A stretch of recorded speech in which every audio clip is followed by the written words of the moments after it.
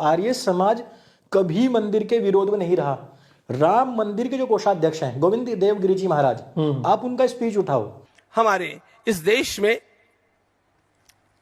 चर्चाओं के समय एक बात आती थी, हैदराबाद के सनातनी लोगों को मैंने समझाया कि भैया आप लोगों को, आर्य समाजी लोगों को कुछ भला बुरा कहने से पहले 10 बार इस बात को सोचना चाहिए कि जिस समय यहाँ पर निजाम का राज था उस समय मंदिरों की रक्षा करने के लिए, सनातन धर्मियों के मंदिरों की रक्षा करने के लिए भी आर्य समाजी वीर दल खड़े होते थे। इस बात को हम लोगों को भूलना नहीं चाहिए। चाहे दयानंद सरस्वती महाराज ने खंडन किया होगा मूर्ति पूजा का, लेकिन इन मूर्तियों के रक्षा के लिए वही आर्य समाजी बंधु आगे आकर के डंडे लेकर के खड़े हुए और इस प्रकार के इन वीरों को निर्माण किया स्वामी श्रद्धानंद महाराज ने, जिनको हम भूल नहीं सकते।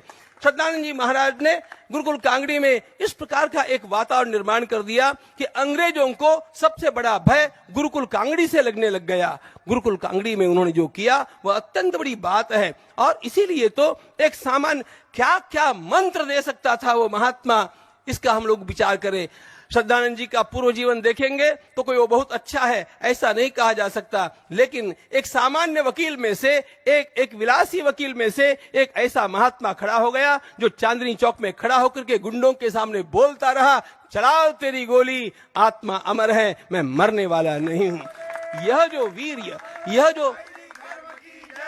यह जो शक्ति हमारे एक एक व्यक्ति में फूंकी गई, इसका मूल कारण वेदों का मूल उद्घोष था जो हम लोगों को ऋषि दयानंद सरस्वती महाराज ने सिखाया। हमारे वेदों ने हम लोगों को मुमूर्षुवाद नहीं सिखाया है। जीवेम शरदशतम, नंदाम शरदशतम, मोदाम शरदशतम, अधीनास्याम शरदशतम, अजितास्याम शरदशतम। हम लोग 100 वर्षों तक जिएंगे, हम लोग 100 वर्षों तक स्वस्थ रहते हुए जिएंगे, हम लोगों को जीतते हुए जिएंगे, हम जीवन में कहीं भी लाचारी आने नहीं देंगे। यह जो वेदों का अत्यंत विलक्षण सिंहनाद है, उस सिंहनाद को कभी तो भी हिंदू समाज में जागृत करने की आवश्यकता थी और वह करवाने के लिए परमात्मा के द्वारा भेजे गए उस महापुरुष का वंदन करने के लिए मैं यहां पर आया हूं।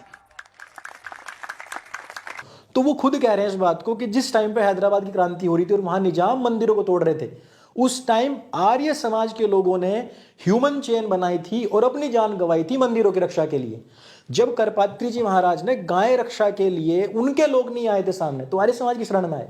उन्होंने कहा कि हमें संसद का घेराव करना है। करपात्री जी महाराज शंकराचार्य, वो गौर मूर्ति पूजक हैं और उन्होंने ये कहा कि महर्षि दयानंद सरस्वती शिव के अवतार हैं। तो हमारे लोगों ने कहा कि हम खैर आपकी जो अतिशयोक्ति भावपूर्ण है हम उसके विरोध में नहीं है, पर हम ऐसा नहीं मानते। वो खुद कहते थे कि मैं जैमिनी कर्णाद के समय होता तो मैं उनके आश्रम में झाड़ू लगा रहा होता, मैं कोई अवतार नहीं हूँ, मेरी तो समाधि भी नहीं बननी चाहिए, तुम लोग वहीं माथा टेकने लग जाएंगे।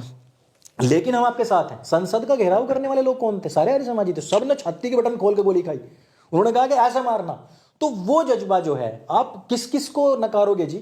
लाला लाजपत राय से लेकर भगत सिंह से लेकर उनका पूरा खानदान से लेकर सारे आर्य समाजी थे। आप इतिहास उठाओ, सारे क्रांतिकारी जिन्होंने धर्म के लिए लड़ाई लड़ी है। इवन हमारा तो आर्य समाज मंदिर होता है भाई। आप ये कैसे कह सकते हो? इवन जयपुर से संचालित होने वाले एक यूट्यूब चैनल है, तो उनके चैनल पर बैठे हुए थे वो अभिजीत चावड़ा जी। तो उन्होंने कहा अरे आर्य समाजी ने तो बहुत मंदिर और मूर्तियां तोड़ी, और अगले ही सेकंड में उन्होंने कहा कि नहीं, हालांकि मैंने ये इतिहास कहीं पढ़ा नहीं है। तो आप ये देखो कि खुद गोविंद की देवगिरी जी महाराज कह रहे हैं कि उन्होंने मंदिरों की रक्षा करी। ऋषि दयानंद के पास में जब एक उनका शिष्य जाता है तो कहता है रोड सीधी निकलनी है, मंदिर आ रहा रास्ते में, तो गुरुजी हटवा दूं? उन्होंने कहा नहीं, रास्ता घुमाओ, मैं मंदिर तुड़वाने नहीं आया, मैं मूर्ति तुड़वाने नहीं आया हूं। तो हम लोगों में जब इतना बड़ा गौरव है, मैं कह रहा हूं कि हम लोगों ने हमारे पूरी हर आर्य समाज में इतना बड़ा मतलब वैभवपूर्ण उसका स्क्रीनिंग बड़ी लगा करके हमने उसका आयोजन किया है, डोनेशन दी है, कार सेवक हमारे समाजी लोग थे। हम लोग ये मानते हैं कि, और इवन अजीत भाई उस सब बातों को भी आप छोड़ दो, 150 साल पहले आर्य समाज आया, हम प्रतिदिन हवन करने वाले लोग हैं। हमारा पता है पहला नारा क्या होता है? सत्य सनातन वैदिक धर्म की जय, मर्यादा पुरुषोत्तम भगवान श्री राम की जय। तीसरा होता है योगेश्वर श्री कृष्ण महाराज की जय। हम 150 साल से प्रतिदिन ये नारा लगाते आ रहे हैं, तो हम कैसे ये कह सकते हैं भाई? तो मैं मानता हूं कि ये राष्ट्र के गौरव का, स्वाभिमान का मसला है, मामला है।